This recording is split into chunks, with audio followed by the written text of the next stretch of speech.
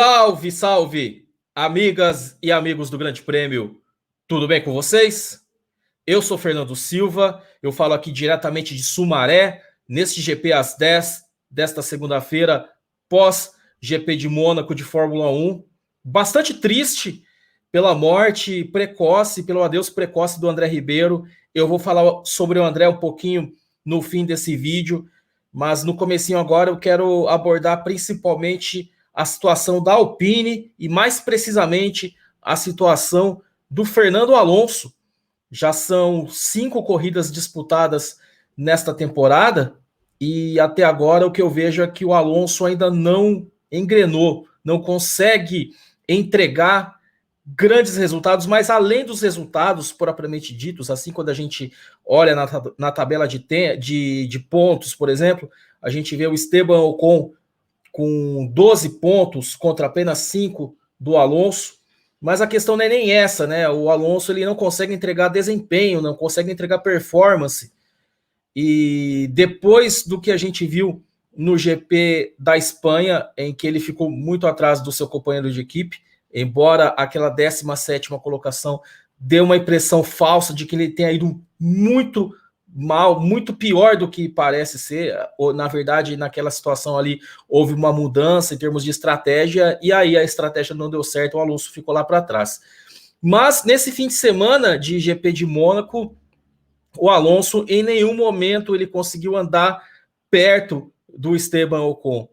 Ele ainda foi eliminado no Q1 em Monte Carlo, ou seja, já por si só já é um resultado muito ruim, ou já é uma performance em classificação muito ruim, embora a gente tenha que levar em conta que a Alpine, como um todo, não foi bem. Só que o Alonso ainda está sofrendo muito com esse processo de se adaptar ao carro, de se adaptar à própria rotina da Fórmula 1, e não tem conseguido tirar o máximo do carro. É claro que não dá, e nem é essa a ideia do vídeo, nem é essa a minha opinião. Não dá para você cobrar do Alonso que ele tem a mesma performance, o mesmo desempenho, o mesmo ritmo de quando ele estava no auge da carreira, quando ele conquistou o bicampeonato mundial em 2005 e 2006.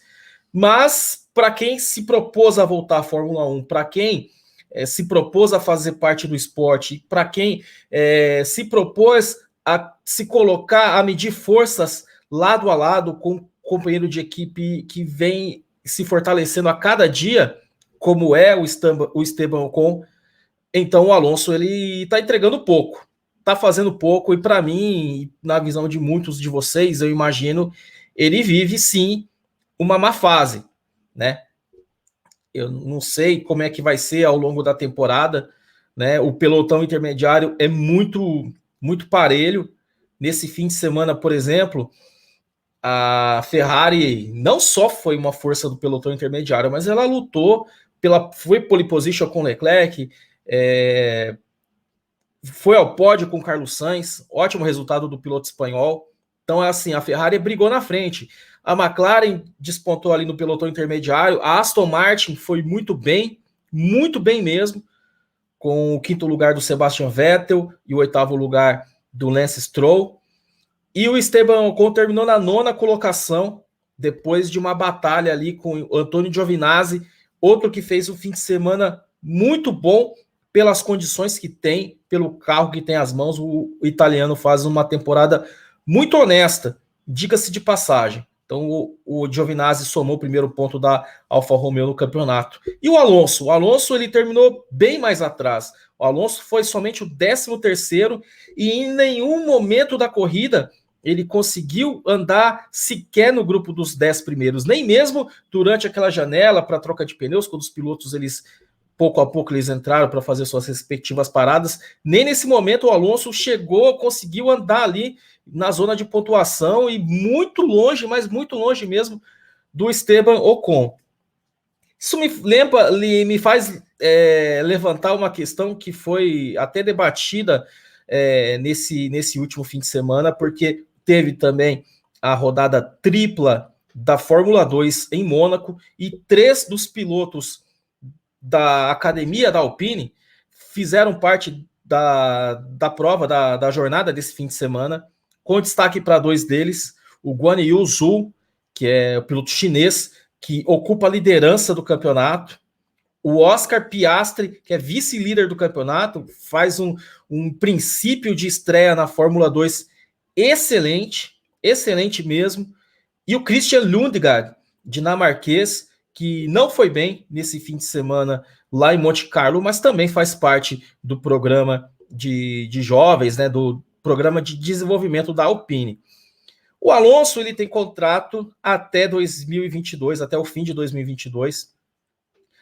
A Alpine negocia a renovação do vínculo com o Esteban Ocon, então, ao que tudo indica, a dupla para 2022 deve continuar a ser, melhor dizendo, Fernando Alonso e Esteban Ocon. Até mesmo o Laurent Rossi, que é o CEO da Alpine, ele já descartou a possibilidade de contratar o Pierre Gasly.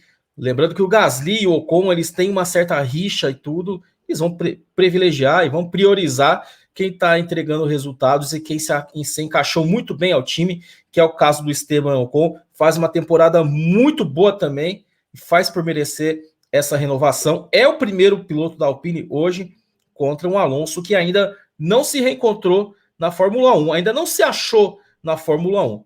O grande problema dessa situação é que o Alonso, continuando por mais uma temporada, e aí para mim, eu não sou hater do Alonso, embora eu já tenha feito aqui alguns vídeos críticos ao Alonso, mas não sou hater, isso para mim não importa.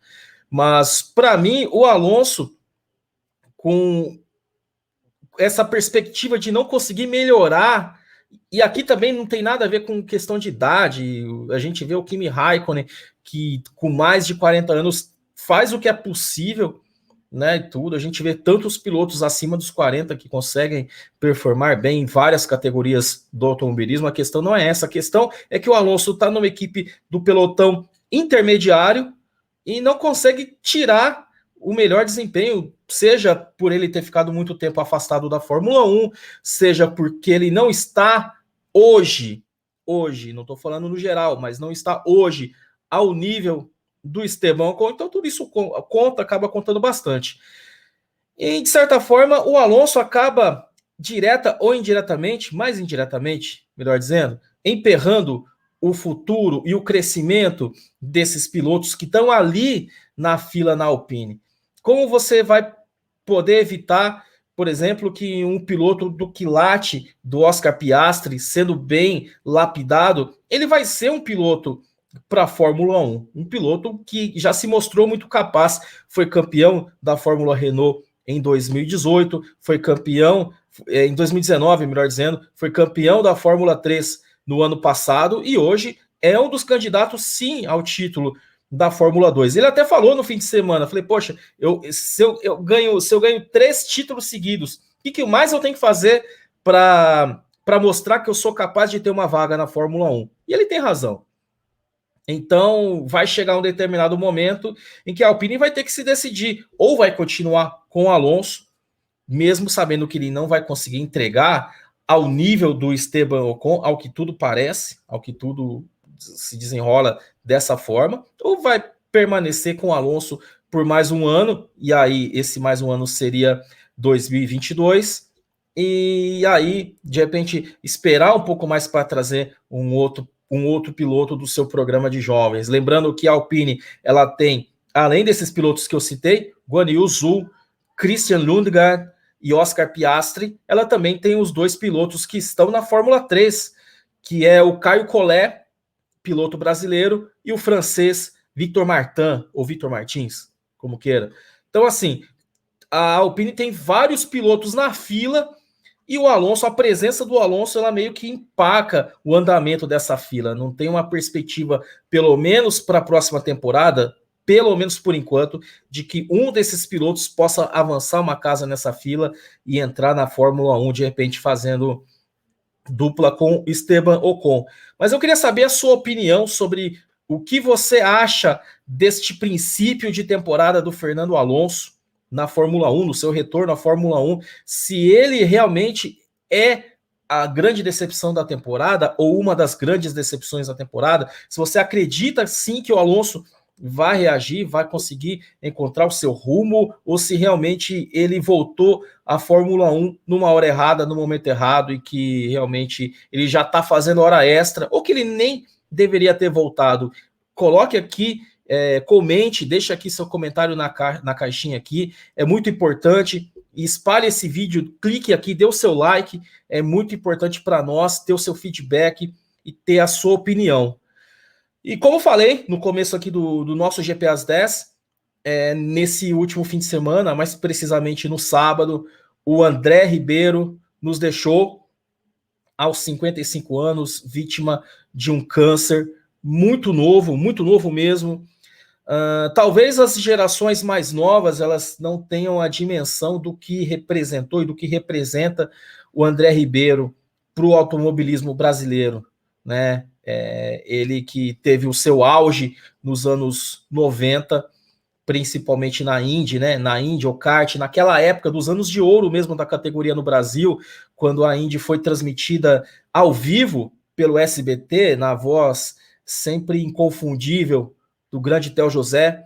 E o André Ribeiro, ele entrou para a história do automobilismo brasileiro, foi o primeiro piloto depois de Emerson Fittipaldi a ganhar uma corrida na Indy, foi o primeiro e único piloto a correr, piloto brasileiro, né, a correr na Indy no Brasil e ganhar uma corrida da Indy no Brasil, e foi um período muito particularmente difícil, né, porque foi quando o Brasil ainda vivia aquele ato sem grandes conquistas, né, depois da morte do Ayrton Senna, e aquela vitória no Oval de Jacarepaguá, a primeira corrida da Indy no Brasil, em 1996, e levou o público a catar-se lá nas arquibancadas de Jacarepaguá, e o André Ribeiro foi o grande nome daquela corrida, com uma grande vitória, uma vitória apoteótica, e que até hoje, 25 anos depois, a gente não esquece. Eu não estava lá, mas assisti pela televisão. Eu, particularmente, não esqueço de nenhuma volta.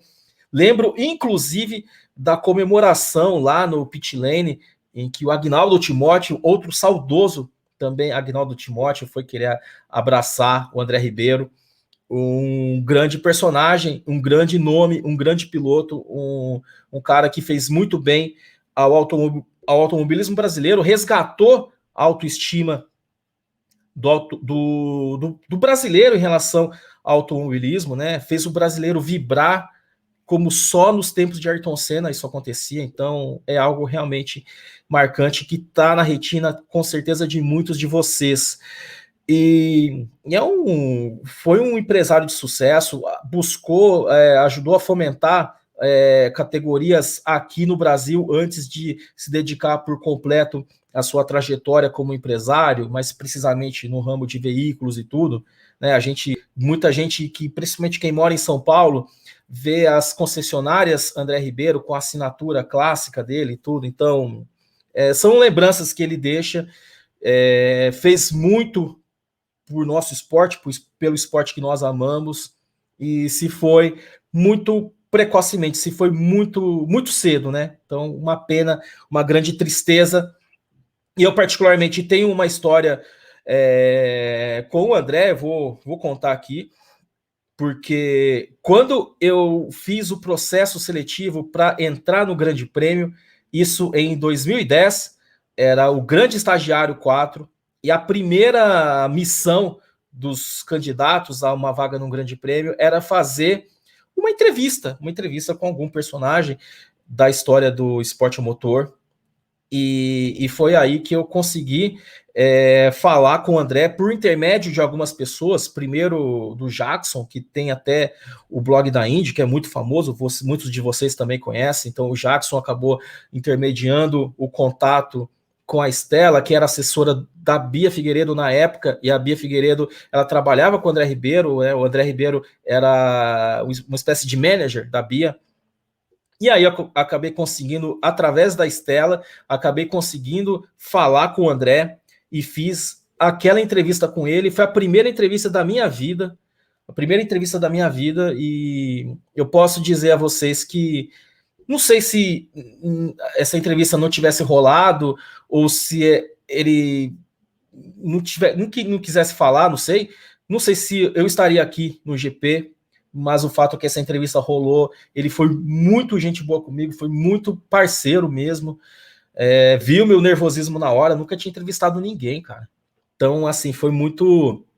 Para mim foi muito desafiador, mas eu estudei bastante e ele também ressaltou isso, e foi uma entrevista muito legal mesmo, e aí eu consegui avançar na sequência dos processos seletivos, do processo seletivo, e hoje estou aqui no Grande Prêmio, desde aquela época.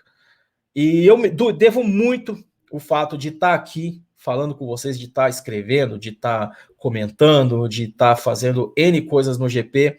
Devo muito também ao André Ribeiro, ao fato de ele ter aceito falar comigo naquela entrevista lá atrás, lá em janeiro de 2010. Então, André, muito obrigado pelo que você fez por mim, muito obrigado pelo que você fez pelo automobilismo brasileiro. É isso, gente. Valeu muito, boa semana a todos. Cuidem-se bem, cuidem das pessoas que vocês amam, isso é o mais importante. Valeu muito, tamo junto, saudações.